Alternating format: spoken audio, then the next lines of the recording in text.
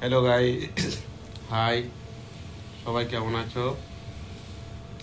আশা করি সবাই ভালো আছো। দিলবালে স্বপন অফিসিয়ালি ইউটিউব চ্যানেলে তোমাদের সবাইকে স্বাগত।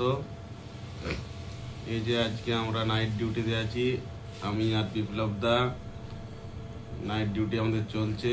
আমরা ডিউটিতে এসেছি 8টা থেকে, এখন প্রায় 11টা বাজে। আমাদের 2-2.5 ঘন্টা ডিউটি হয়ে গেল। এই দেখো আমাদের ডিউটি, রাত জায়গা কি কষ্ট, রাত জায়গা প্রচুর কষ্ট আমাদের, কিন্তু কি করব, ডিউটি তো করতেই হবে।